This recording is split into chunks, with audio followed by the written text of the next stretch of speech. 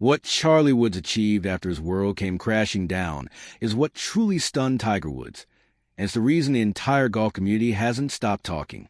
The focus hasn't been on the wayward drives, the brutal opening round score, or the early exit from one of junior golf's most prestigious events. Instead, it's been about something far harder to measure. It was about character, about the choice to step back into the spotlight after a deeply humbling experience. That quiet decision, barely noticed in the moment, may one day define Charlie Woods far more than any trophy ever could. The excitement surrounding the 76th U.S. Junior Amateur at Trinity Forest Golf Club was unlike anything the junior circuit had seen in years.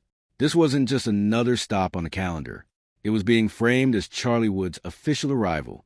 The son of the greatest golfer of all time was stepping onto a course designed to test not just skill, but maturity and mental strength. Galleries packed the fairways. Phones were raised before he even hit his first shot. A few steps behind him stood Tiger Woods, still, watchful, and impossible to ignore. Charlie wasn't treated like just another 16-year-old competitor. He was a headline in motion. Every swing was analyzed, every reaction dissected. From the opening holes, something fell off. The confidence that had defined his strong qualifying performances earlier in the summer seemed to vanish. Drives leaked into the rough. Tempo grew rushed, and Trinity Forest immediately punished every small mistake. By the fifth tee, nerves had turned into weight. Fairways were missed. Approach shots came from awkward lies, and instead of attacking, Charlie was scrambling just to stay afloat. That course doesn't reward survival. It demands precision and emotional control. Charlie had neither that day, and the scorecard told a brutal story. An opening round 81, 8 over par, left him near the very bottom of the field, roughly 242nd out of 264 players. For a week many expected to be a breakout. It was a shocking collapse. The numbers were unforgiving. He found only 3 fairways on a championship setup. His iron suffered as a result, flying long, coming up short, or missing badly. Birdie chances were almost non-existent. The struggles followed him onto the greens. 35 putts drained any chance at momentum. Short putts slid by. Long putts left uneasy testers coming back. 4 double bogeys piled on, each one heavier than the last. Even his body language shifted. The confident walk seen in earlier events turned into a slow, labored trudge. Yet the most striking part of the round wasn't the score. It was a figure walking silently behind him. Tiger Woods didn't step in.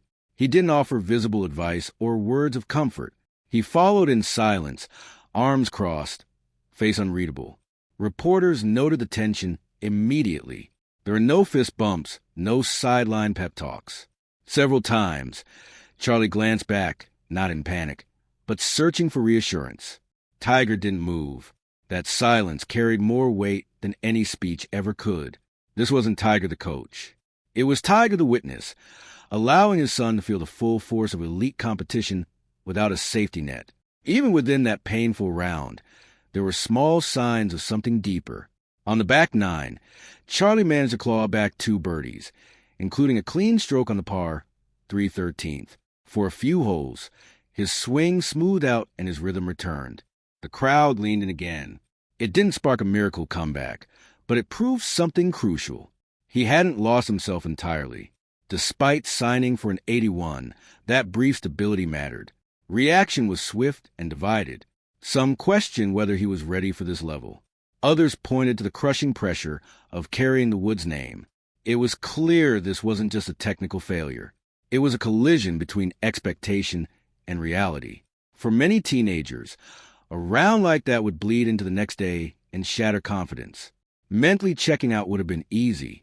Charlie Woods did the opposite. When he returned for round 2, he looked different. Not dominant or flawless, but composed. He found more short grass. His approaches were struck with purpose. The reckless errors disappeared, and more importantly, the emotional spiral was gone. He posted a steady 74, 3 over par. No doubles, no collapse, just disciplined golf. In isolation, it was an average score. Given the circumstances, it was remarkable.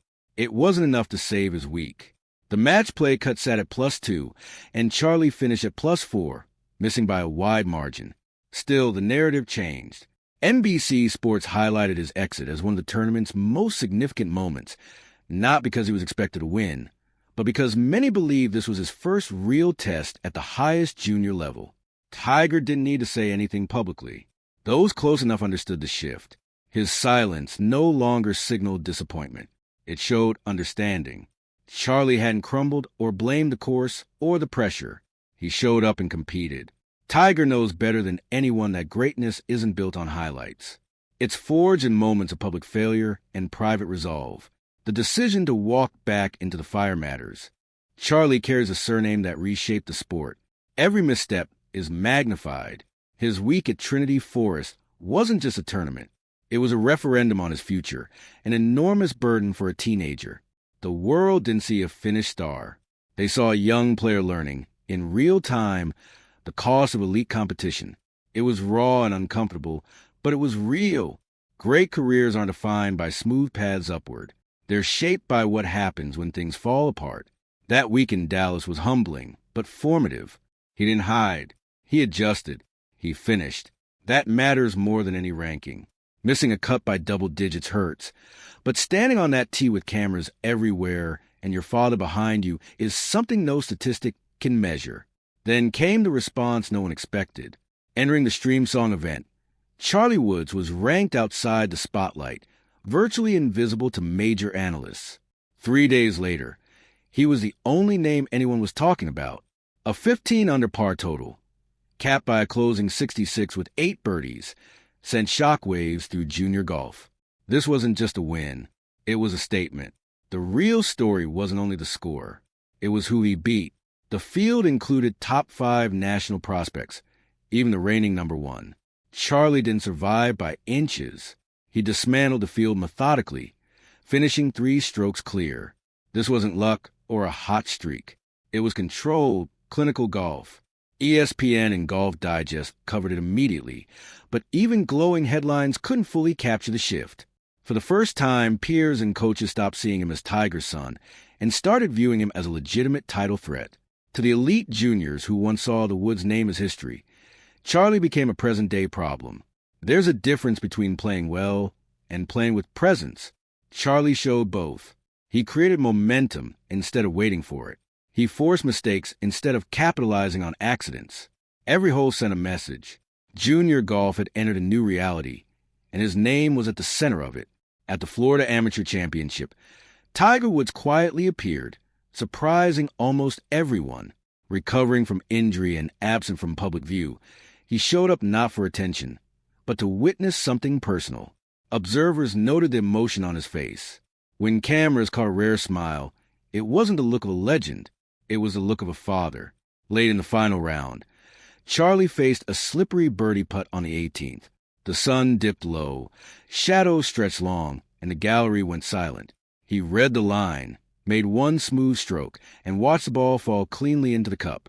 No celebration, just a nod and a cap tip. Beyond the ropes, a moment unfolded that would circle the world. Tiger, seated nearby, lips pressed tight, eyes glistening. Without sunglasses, there was nothing to hide. This wasn't about a scorecard. It was about watching a door open, one he had once kicked down himself. Tiger's life has been defined by control. In that moment, control dissolved. A single clap, a quiet nod, a tear that fell freely. It wasn't about golf success. It was about watching his son become his own man. Comparisons are inevitable. At 16, Tiger was already hailed as a future. Charlie's path has been quieter and more scrutinized. But on that green, he showed something rarer than talent, poise rooted in purpose. Tiger recognized it instantly. He wasn't seeing an imitation anymore. He was watching an independent voice emerge. That putt may have carried more weight than all of Tiger's majors combined, because this time, he wasn't writing the story. He was turning the page. Charlie's win at Streamsong wasn't built for social media. It was built on respect, discipline, and consistency. He didn't inherit anything. He earned it stroke by stroke, after modest early results and quiet critics. This wasn't an answer. It was a rebuttal. In 1 week, He vaulted up the rankings and punched his ticket to the Junior Players Championship at TPC Sawgrass, the same course where Tiger once dominated. It's a place that exposes weakness and demands nerve. Charlie has shown he's ready. The question is no longer about the name on the leaderboard. It's about how far this journey can go. If you found meaning in this story, take a moment to like the video, share your thoughts in the comments, and subscribe for more stories that go beyond the scorecard.